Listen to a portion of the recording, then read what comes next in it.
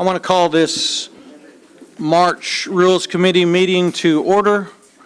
If you would, Melvina, would you give invocation, please? Order Galandi hay a han siv deskias no gujali helig.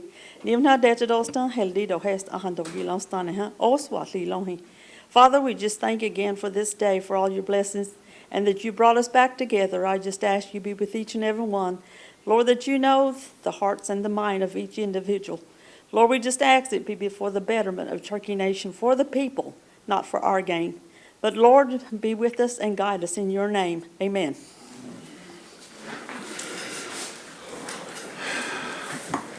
All right, Gail, if you would you do roll call? Victoria Vasquez. Ani. Candace Teehee. E.O. Smith. Here.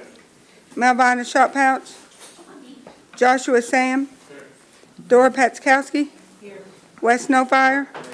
Darrell Legg. Here. Johnny Kidwell. Here. Rex Jordan. Here. Mike Dobbins. Here. Sean Crittenden. Here. Julia Coates. Here. Danny Callison. Here. Keith Austin. Here. Joe Deere. Mike Shambaugh. Here. You have a quorum. What are you doing? If you've had a chance to look at the minutes, could I have a motion, please? All right, we have a motion and a second. All in favor to approve? Aye.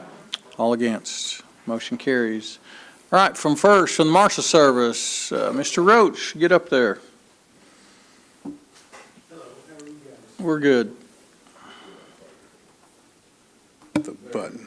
Are we on now? We're live? All right. Shannon couldn't be here today, so he had me stop in to speak with you guys and answer any questions I might be able to for the February rules document.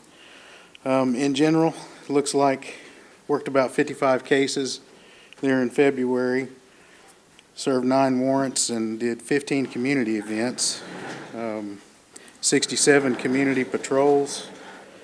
Got some deputies in some training, did some firearms, got a firearms instructor in February.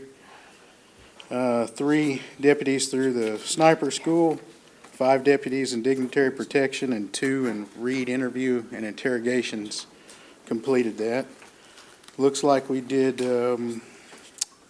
4 high-risk warrants for the Cherokee Nation there, 7 different agency assists. And we didn't do any EDOs this time, so that number keeps going down. That seems to be a good thing.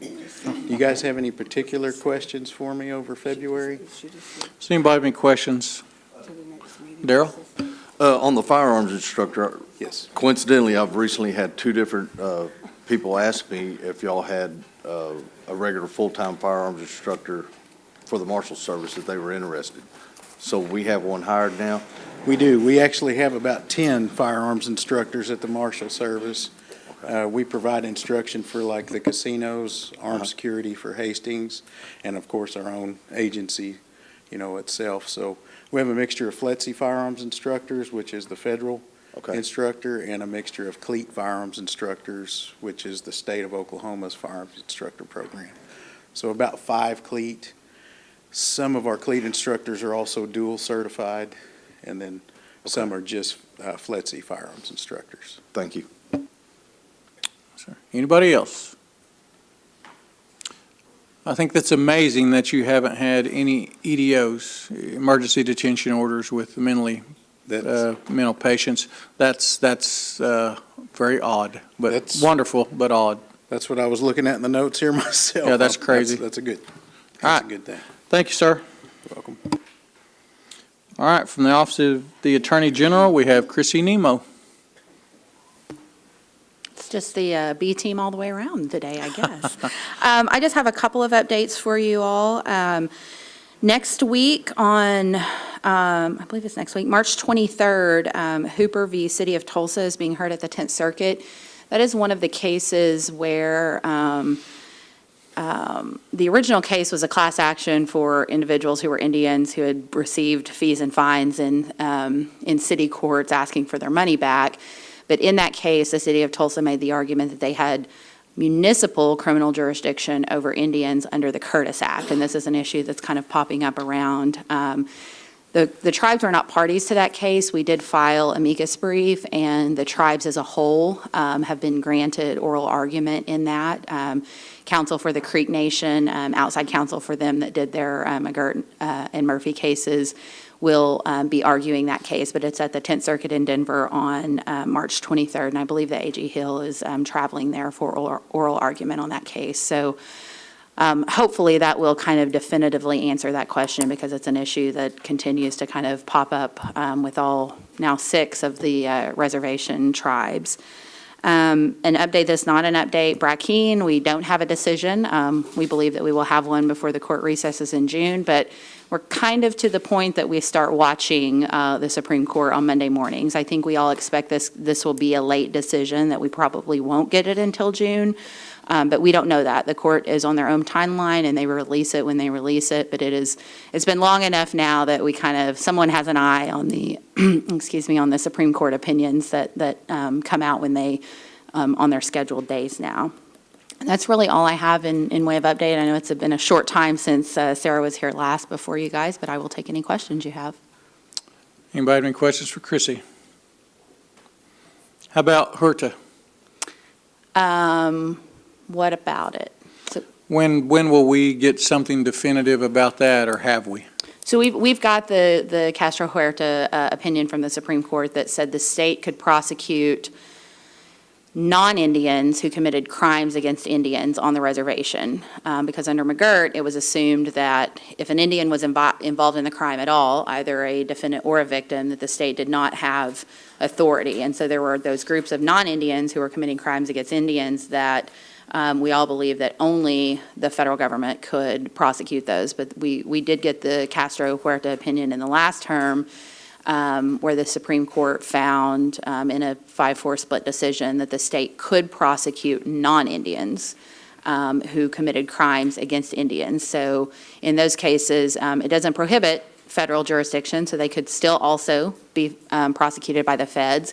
And in those VAWA cases where the state would, or I'm sorry, where the tribe would also have jurisdiction over those non-Indians, they could conceivably be prosecuted by 3 jurisdictions. Typically not going to happen, because as a resource model, if someone is proceeding, then the other jurisdictions aren't going to use time and resources if that person has been convicted. But, there could be situations where they aren't convicted in one jurisdiction, or they get a really light sentence in another jurisdiction where another one could step in and additionally prosecute them as well. So I will tell you on the VAWA cases, I think that a lot of those are still coming to us, even though that they are non-Indians, and the state could prosecute them because we have a good relationship with local law enforcement, with the DA's office. We are still getting a significant number of domestic violence cases where the offender is non-Indian, and we're prosecuting those in Cherokee Nation District Court. Okay. Does anybody have any questions for Chrissy? All right. Oh, Nope. Danny, go ahead. I'd just like to thank the AG's office and the article that came out in the Phoenix last week about the Cherokee Nation's viewpoint over firearms, being a firearms businessman, and that cleared up a lot in my district and a lot throughout the nation. And thank you very much for what we've done on that deal. We'll pass that on to A.G. Hill. Thank you. Anybody else? All right, thank you, Chrissy. Thank you. All right, next FOIA GRA request, Gwen Terrapin. Good morning. It's good to see all of you today. For our FOIA GRA, we still have 6 that have been requested under FOIA. 2 of those are outstanding at this time, so one of those was taken care of after I put the report out to you guys. And everything's been updated on the website, and we don't have any GRAs at this time either. Does anybody have any questions for Gwen? Candace? Well, it's good to see you this morning. My question, it might be a bit of an oddball question, so it might be better for us to visit after the meeting, because it's really about, for instance, if there is a building and that building plans have been revised, are those things that are put on file with your office or that are discoverable via FOIA or GRA? You can request a GRA on that, Okay. Tribal council members, you're encouraged to do GRAs. Okay. Because there are documents that you're entitled to. But as far as it actually being put out there Yeah. or put on the website or anything, it's not. Okay. Okay. Thank you very much. And You're I'll welcome. visit with you a little bit more after the meeting about Okay. my specific question. Okay. Thank you for the time, Chair. Anybody else? All right, thank you, Gwen. Thank you. All right, next from the Tax Commission, who do we have? All right, I didn't see Sharon. Okay, I'm Fonda Gritz. Hey, Fonda. Sharon's out on annual leave this week with her grandchildren, at annual OYE. So she sent me. All right. She said that if you had any questions, you have the report. And she said, if you have any questions, then just give them to me, and I will make sure that she gets those questions, and she'll get back with you next week. Does anybody have any questions for Fonda? All right, we're going to let you off easy today. Okay, sounds great. All right, have a good one. All right, from the Gaming Commission, Janice Purcell.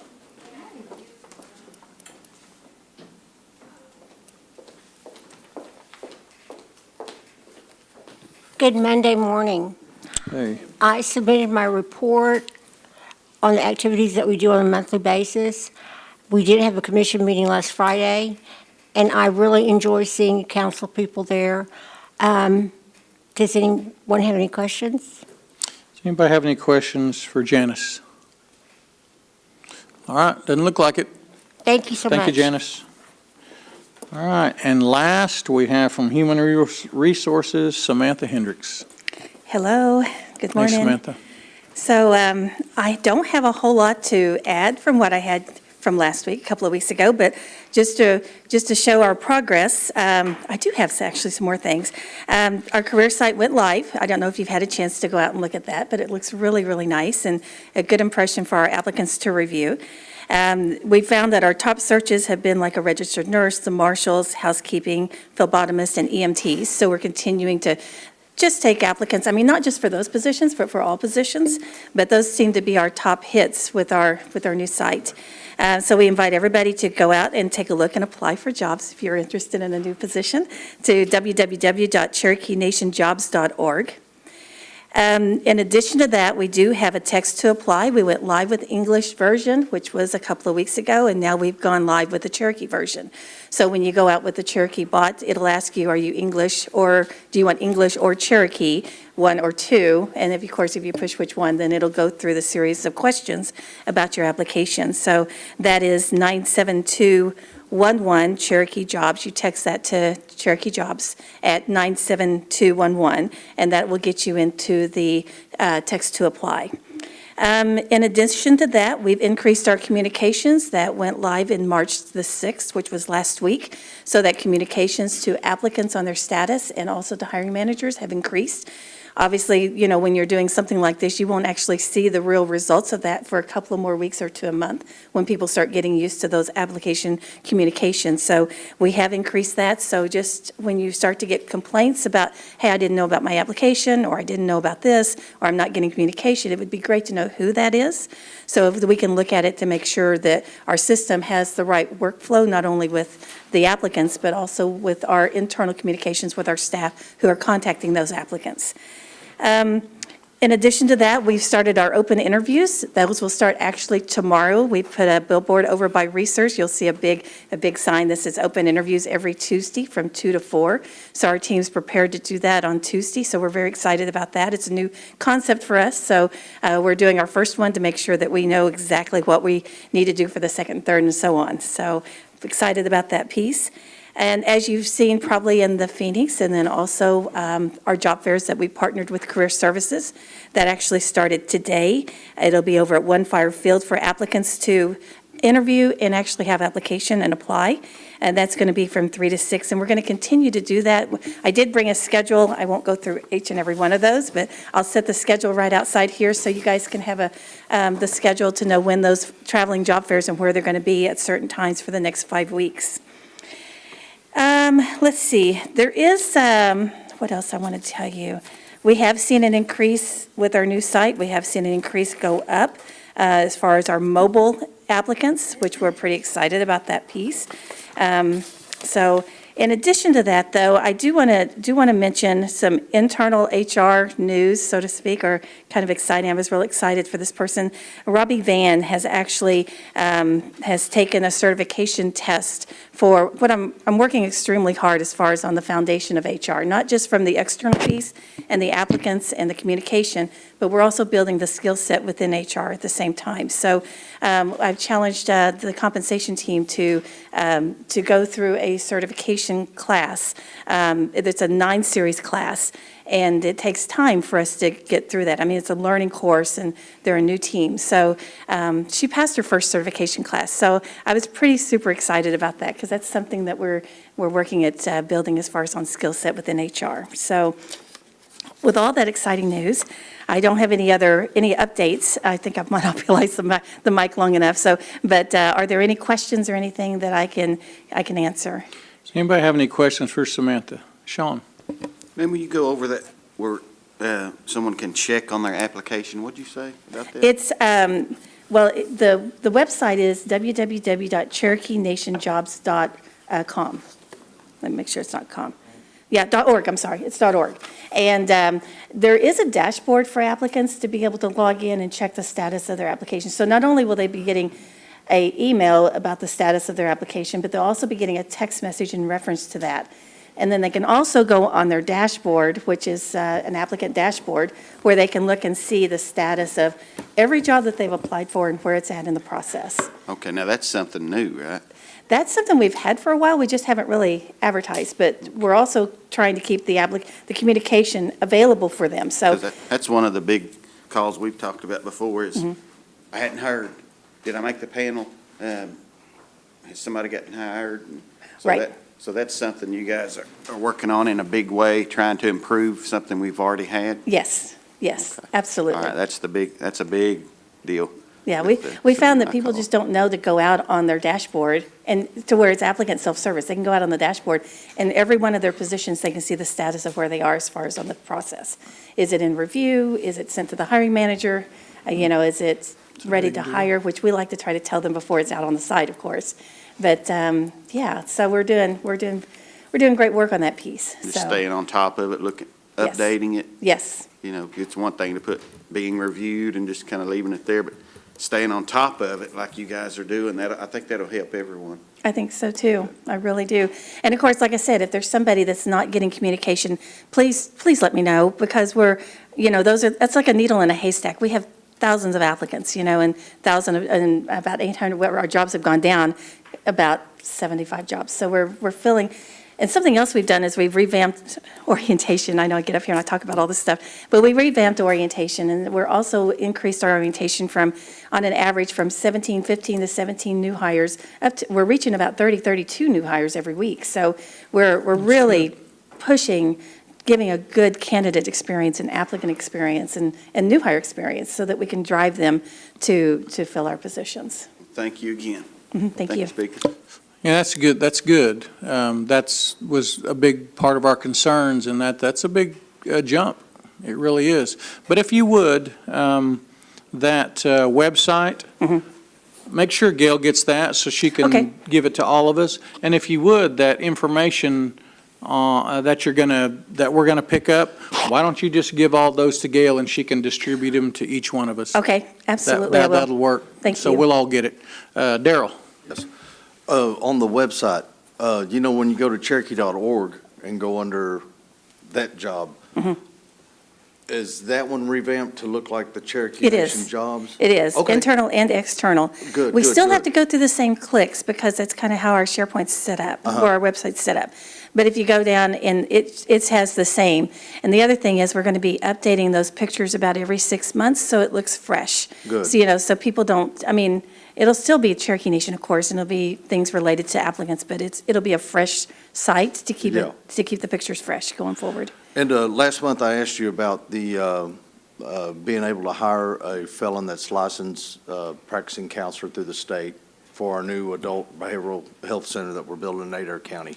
Any update on that? Now, that particular position I'll need to look into, but as far as applying, everybody can, just like with every other applicant, everybody can apply for a position, and if they're qualified, they're going to be forwarded to the hiring manager to be reviewed. So once they're selected, then that's where we'll need to get into those individual reviews, if that's something that they would be selected for. Okay, thank you. Okay. Anybody else? EO? Yes, just out in the public around, and I've had two different people tell me that they were disappointed they didn't get the job, but they were happy that Cherokee Nation gave them notice so that they didn't keep hanging on. That's So fantastic. I really like that y'all are doing that. It makes it a lot easier on us. We do put in our communications that if they don't get selected for a position, maybe there's something else that they would be interested in. So, we have a lot of jobs. So I don't want to turn anybody away from applying for a position, because if there's other qualifications that we can potentially, maybe develop them into that type of role, then we could certainly we're certainly open to that. So. Anybody else? Julia? I would just add that for 20 years at least, I've been hearing about this particular issue with HR, and if you are making headway in it, then bravo. That's fantastic, because it has just been a lingering problem for a long, long time, and I'm never quite sure why.